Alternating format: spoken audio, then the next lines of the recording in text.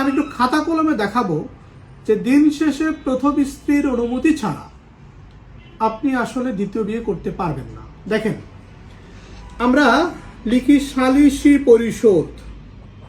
সালিসি পরিষদ, এই সালিসি পরিষদ গঠন হয়, প্রথমত থাকবে চেয়ারম্যান, ইউনিয়ন পরিষদের চেয়ারম্যান, দ্বিতীয়ত থাকবে স্ত্রীর পক্ষের লোক, 3 নম্বর থাকবে স্বামীর পক্ষের লোক।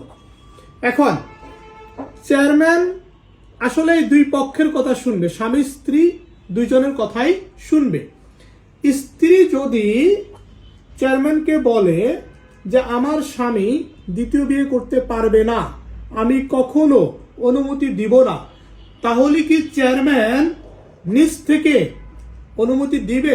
সাধারণত দেয় না, তবে ব্যতিক্রম হইলেও হইতে পারে। দেখা গেল স্ত্রী পাগল বা স্ত্রী হচ্ছে একেবারেই অচল, অনেক সমস্যা তার, সেই ক্ষেত্রে চেয়ারম্যান অনুমতি দিতে পারে। তবে একজন স্ত্রী যদি স্বাভাবিক থাকেন, তার যদি তেমন কোনো ভুল ত্রুটি না থাকে, সে যদি অনুমতি না দেয়, তাহলে এই আরবিট্রেশন কাউন্সিলের যিনি প্রধান, সালিসি পরিষদের যিনি প্রধান, এই চেয়ারম্যান কি আসলে এই স্বামীকে দ্বিতীয় বিয়ে করার অনুমতি দিবে?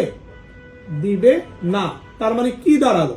তার মানে দাঁড়ালো এটা যে স্ত্রী যদি সম্মতি দেয়, তাহলে এই চেয়ারম্যানের জন্য সহজ হয় স্বামীকে বলা যে তুমি দ্বিতীয় বিয়ে করতে পারো।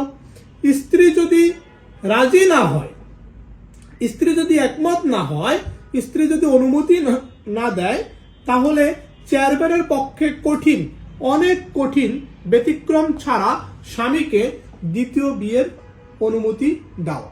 তার মানে কি দাঁড়ালো? ঘুরে ফিরে দাঁড়ালো চেয়ারম্যান সাহেব স্ত্রীর পক্ষের লোকদের কথা শুনবেন, চেয়ারম্যান সাহেব স্বামীর পক্ষের যিনি আছেন তার কথা শুনবেন। শোনার পরে চেয়ারম্যান সিদ্ধান্ত দিবেন যে স্বামী দ্বিতীয় বিয়ে করতে পারবে কি পারবে না। এখানে অনেকটা মূল বিষয় হয়ে দাঁড়ায় স্ত্রীর অনুমতি।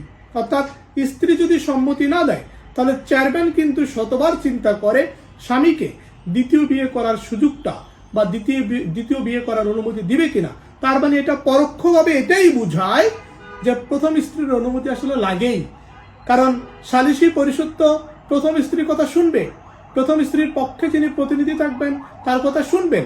এবং যদি অনেক বেশি অচল অবস্থা না হয়, অনেক বেশি খারাপ অবস্থা না হয়, স্ত্রী যদি স্বাভাবিক সুস্থ থাকে, তাহলে তো আসলে স্ত্রীর অনুমতিই লাগে। এবং স্ত্রীর সম্মতি নিয়েই যখন চেয়ারম্যান দেখে যে না স্ত্রী এখানে মতামত দিচ্ছে, তখন চেয়ারম্যানের জন্য সহজ হয়ে যায়। যাই হোক, আসলে দিন শেষে স্ত্রীর মতামতের উপরেই সালিসি পরিষদের সিদ্ধান্তটা নির্ভর করে যে স্বামীকে দ্বিতীয় বিয়ে করার অনুমতি দিবে কি দিবে না।